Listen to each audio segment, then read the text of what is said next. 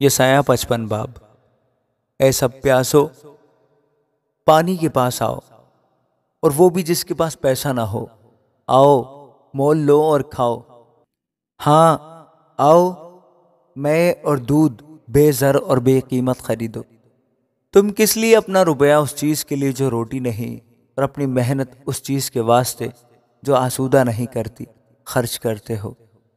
تم غور سے سنو، اور وہ چیز جو اچھی ہے کھاؤ، اور تمہاری جان فربہی سے لذت پائے۔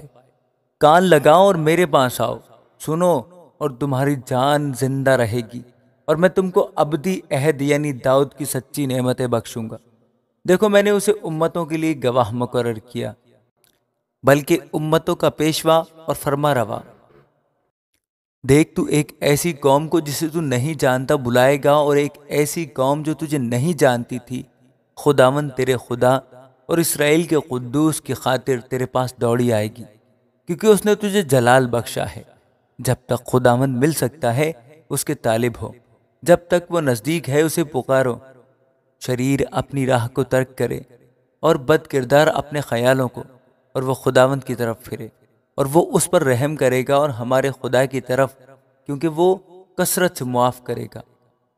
خداوند فرماتا ہے کہ میرے خیال تمہارے خیال نہیں، اور نہ تمہاری راہیں میری راہیں ہیں، کیونکہ جس قدر آسمان زمین سے بلند ہے، اسی قدر میری راہیں تمہاری راہوں سے، اور میرے خیال تمہارے خیالوں سے بلند ہے۔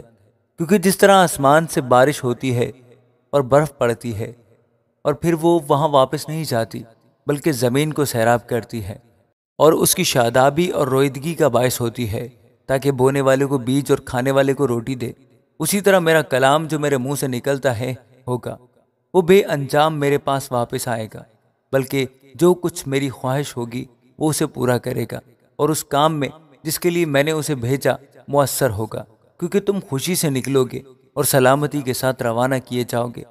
پہاڑ اور ٹیلے تمہارے سامنے نغمہ پرداز ہوں گے، اور میدان کے سب درخت تال دیں گے۔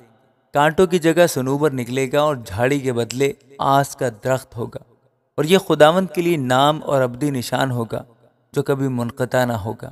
آمین۔